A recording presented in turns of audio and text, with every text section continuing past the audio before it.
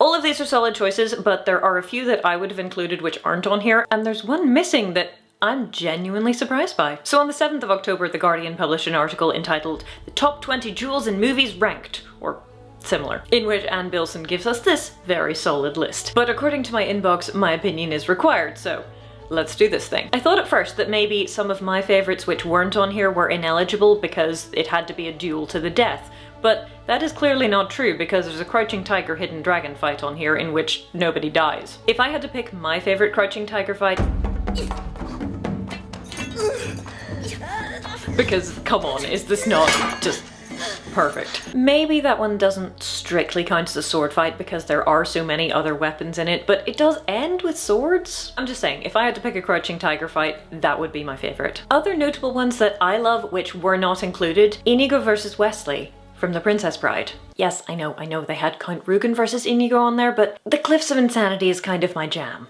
I'm just saying. But I do have videos about both. Also, Jack vs. Will in Curse of the Black Pearl would definitely have made it onto my list. The Mark of Zorro is on there, and rightly so, but The Mask of Zorro is not. Honestly, the Elena Alejandro duel is a particular favourite of mine, though all of the fights in The Mask of Zorro are pretty good. I just really appreciate that blend of sexual tension and sword fighting. What can I say? Anne Bilson's list does contain many of the classics that people are often asking me to review on the channel. Seven Samurai, Scaramouche, Duelists, Rob Roy, and also Highlander, which, I mean, whatever you like yourself, it's definitely a time. But like I said, there was one title I was really surprised not to see on here. Did you guess The Court Jester? Because if you did, congratulations, do you live in my brain? Now again, that may just be because comedy isn't eligible for this list, but it does present the perfect opportunity for me to tell you that it's a really good fight and you should go and watch it.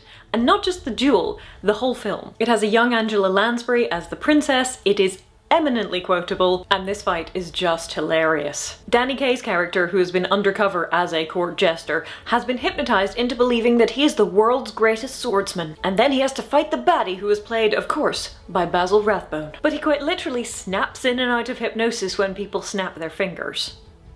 And so half of the fight is conducted by the world's greatest swordsman and the other half by a flailing amateur, and it's superb. I mean, you can, if you watch closely, see Basil Rathbone thinking at several points during the choreography, I'd probably just have stabbed him when he was flailing around at this point. But it is a gem of a fight. It is silly and fun and thrilling all at the same time. I'm not sure that Danny Kaye knew much about sword fighting when they started, but he was a dancer, so he picked up choreography quickly, and he was also very strong and fit and fast, to the point that a surprising amount of the fight is actually conducted between Danny Kaye and the fight choreographer dressed up as Basil Rathbone's character. Not because Basil Rathbone wasn't any good at sword fighting, he was excellent, but because Kaye was so fast and fit and strong that he kept just wailing on his fight partner to the point that Basil Rathbone, who was 63 at the time, just couldn't keep up. For me, film fights are all about the feelings and the characters. So what feelings is this trying to evoke, and are they succeeding at it? What are you trying to teach us about the characters?